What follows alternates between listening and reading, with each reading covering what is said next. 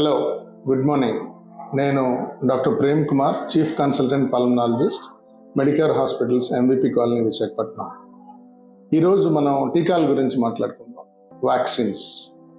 అసలు వ్యాక్సిన్స్ అంటే టీకాలు ఇవి చిన్నపిల్లలకే వేస్తారు కదా, మరి పెద్దవాళ్ళకి కూడా వేయాలా టీకాలు? వేస్తే ఎప్పుడు వేయాలి అనేది ఈరోజు మనం చర్చిద్దాం. చిన్నపిల్లలకి టీకాలు ఎందుకు వేస్తామంటే చిన్నపిల్లల్లో రోగ నిరోధక శక్తి అంటే ఇమ్యూనిటీ చాలా తక్కువ ఉంటుంది. కాబట్టి వాళ్ళు చాలా సులభంగా రకరకాల ఇన్ఫెక్షన్స్, వ్యాధుల బారిన పడతారు.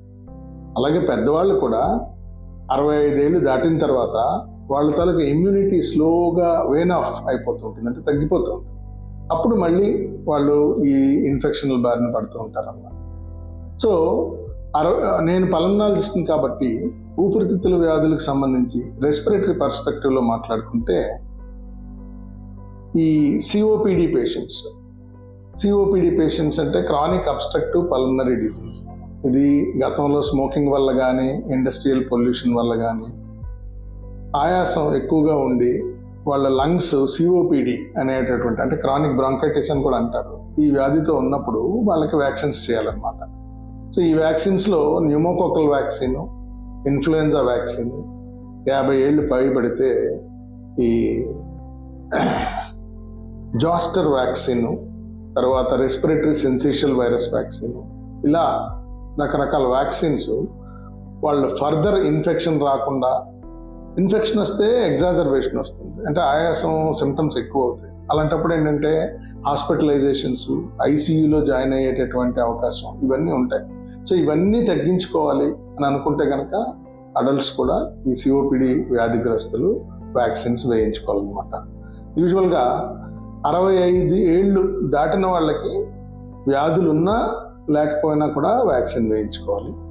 అలాగే 65 సంవత్సరాల లోపులు ఉన్న వాళ్ళకి కూడా ఒబేసిటీ అంటే ఊబకాయం ఉన్న, డయాబెటీస్ ఉన్న, chronic lung diseases, chronic kidney diseases, chronic liver diseases, ఇలాంటి ప్రాబ్లమ్స్ ఉన్నా, లేదు ఇమ్యూనో సప్రెషన్ అంటే కొన్ని కారణాల వల్ల, లైక్ కిడ్నీ ట్రాన్స్ప్లాంట్ జరిగింది, లేదా హెచ్ఐవి వ్యాధిగ్రస్తులు ఉన్నారు, లేదా క్యాన్సర్ ట్రీట్మెంట్ తీసుకుంటున్నారు, వీళ్ళందరికీ కొంచెం ఇమ్యూనిటీ తక్కువ ఉంటుంది. వీళ్ళందరికీ కూడా వ్యాక్సిన్ ఇవ్వాల్సినటువంటి అవసరం ఉంటుందన్నమాట. అలాగే హెమటలాజికల్ డిజార్డర్స్, కొన్ని రకాల రక్తానికి సంబంధించినటువంటి వ్యాధులు, లుకీమియా, లింఫోమా, మల్టిపుల్ మైలోమా, అలాగే సికిల్ సెల్ డిసీజు, ఇలాంటి వాళ్ళకు కూడా ఈ వ్యాక్సిన్స్ మనం ఇస్తాం.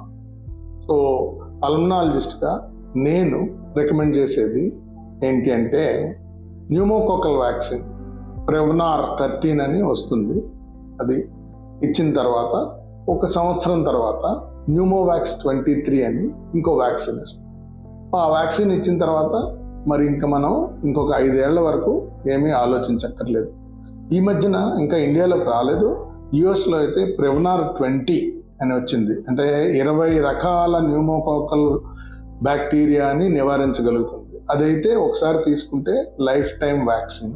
అదైతే చిన్నపిల్లలకు కూడా ఇవ్వచ్చు ఆ ప్రెవనార్ వ్యాక్సిన్ అనేది. ఇకపోతే ఇన్ఫ్లుయెంజా వ్యాక్సిన్ అంటే మనకి సీజన్ వచ్చేసరికి ఫ్లూ వ్యాధి, అందులో H1N1, H3N2 and influenza B 3 కలిసి ఉన్నటువంటి ఇన్ఫెక్షన్స్ మనకు వస్తాయి.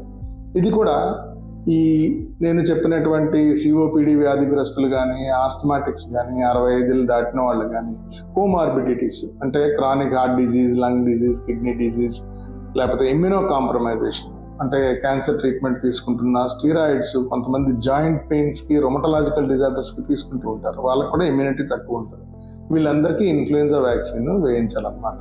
యూజువల్గా సీజనల్ డిసీజ్ని కదా ఇది ప్రివెంట్ చేస్తుంది. అందుకని చెప్పి ఏంటంటే సెప్టెంబర్, అక్టోబర్ మాసాల్లో మనం వేసుకుంటే అప్పుడు శీతాకాలం అనేటువంటి నవంబరు, డిసెంబరు, జనవరి, ఫిబ్రవరి ఆ మాసాల్లో ఉన్నటువంటి ఈ ఫ్లూని మనది అరికడుతుంది.